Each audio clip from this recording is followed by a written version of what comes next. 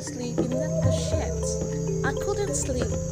I picked up my phone, which was on top of the drawer beside my bed, to check the time. It was 15 minutes past 2 in the morning. I could not wave the thought of Jeremiah from my mind. I could not afford to have him feel that I didn't love him when every part of my being counts for him. How could he ask me such a ridiculous and a hard thing to do when he already knows my stand in this matter? I muttered, sighing heavily. Why is he talking about sex all of a sudden? I sighed again. This time it was so loud. Chica, what is it? Did they send you this night to frustrate my sleep? My sister Diana yelled in despair. You have been tossing around all night, yet that wasn't enough for you. You have now resorted to sighing. What is wrong with you? Did you forget you're not the only one in this room? I ignored her rantings and went back to the solitude of my thoughts. I don't really blame her if she only knew what was going through my mind. Jeremiah is the man who makes my world go round. Everything was going well till yesterday. My mind went back to how it all started. Jane, as I fondly called Jeremiah, was a regular customer at my mom's shop. My mom sells all kinds of clothing materials in New Market, Aba.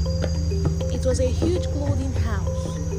Jane was managing one of the shops of his boss, hence his continuous patronization of her shop. They deal with plain and patterned materials in one of the streets in Aba. I stayed in the shop with my mom because she was done with strangers stealing from her under the guise of sales girls. I became the recruit to fill that position. Good day, miss. A manly voice greeted me one afternoon in the shop as I was engrossed in the account books I was checking. I looked up. It was a fine young man, tall and well dressed. He was dark and well built. Good day to you, mister. How may I be of help to you? I asked expectantly. Mommy China. It seems like she's a newbie, he said, referring to my mom. Yes, she's my daughter. She commenced work this week. It's quite obvious because she would have known me. I must say you have a beautiful lady for a daughter, he told my mom, flashing me those wonderful smiles, emphasizing his dimples. I blushed, removing my face quickly so that he wouldn't catch on. I left him and my mom to do their business. How can God give one man all these nice physical features? May God save the women he will torture with these his alluring features.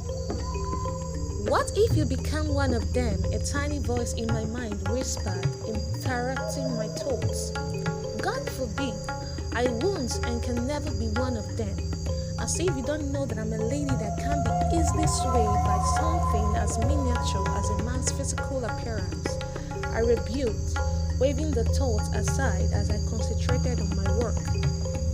One bright Wednesday, I was in the shop as usual. I could feel those same eyes on me, those eyes that have been stealing glances at me.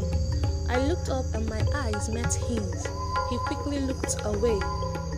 Why do you keep staring at me each time you come here?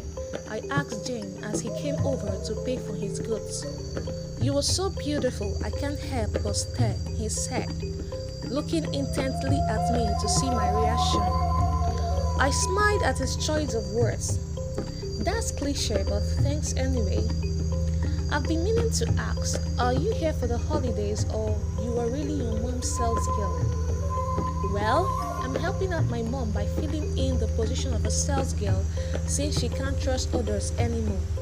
As regards to being here for the holidays, I'm not yet in school. Why are you not yet in school? From what I see, money is not the problem, he asked.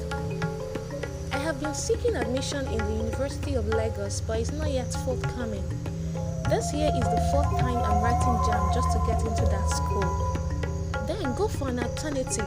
Must it be Unilag? He asked with a wry smile.